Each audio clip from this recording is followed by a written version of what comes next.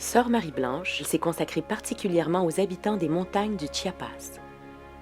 Malheureusement, dans cette région, l'exploitation des richesses naturelles se fait au détriment des Premières Nations. Quelques hospitalières sont venues s'y installer pour prêter main forte aux Autochtones d'origine maya. Mon nom est Macha Limonchik, je suis comédienne. La détresse de ces gens-là est très inquiétante et c'est pour moi un devoir de prêter ma voix à Sœur Marie-Blanche pour vous la faire connaître.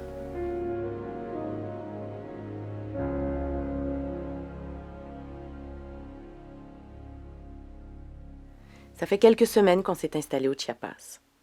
On réalise que les personnes en difficulté sont éparpillées sur un territoire immense. Il est plus efficace de patrouiller avec une équipe volante que de créer un centre d'aide loin de tous. Ça fait 4 jours qu'il pleut à boire debout.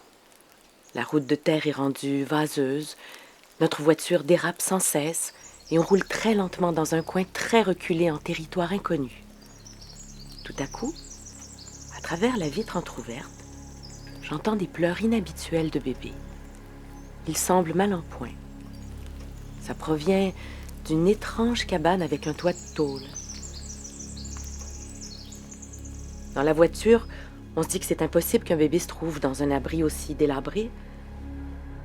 Je descends de l'auto, je cogne à la porte, j'attends un moment et j'ouvre. Ce que je vois me glace le sang.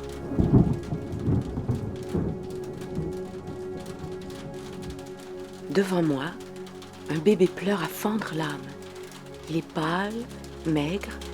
Il est couché sur un vieux sac de maïs vide directement sur le sol. L'odeur d'humidité et de moisissure me pince les narines. Le bruit de la pluie sur la tôle est assourdissant. Près de ce bébé se trouve une jeune fille en train de broder en silence.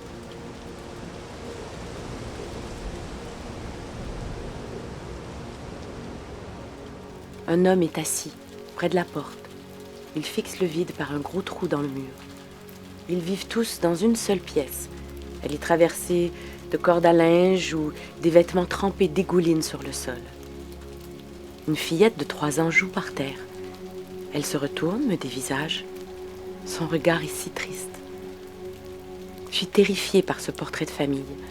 Comment des enfants peuvent-ils vivre dans ces conditions?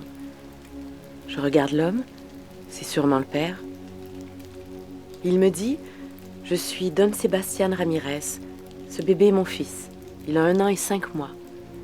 Je travaille au champ de maïs, mais depuis 4 jours, c'est impossible à cause de la pluie. Depuis que ma femme est morte, je suis débordée. Je ne peux pas à la fois travailler au champ et prendre soin de mes enfants. C'est Michaela, ma fillette de 12 ans, qui s'occupe du bébé, de sa petite sœur de 3 ans et de ses frères. Elle ne sait pas vraiment faire à manger. Leur repas se constitue de fèves bouillies, parfois de tacos qu'elle cuisine sur une petite table, le seul meuble de la cabane. La jeune Michaela me dit « Depuis que ma maman est au ciel, je dois m'occuper de ma famille toute la journée. Mais moi, ce que je veux, c'est aller à l'école avec mes amis. »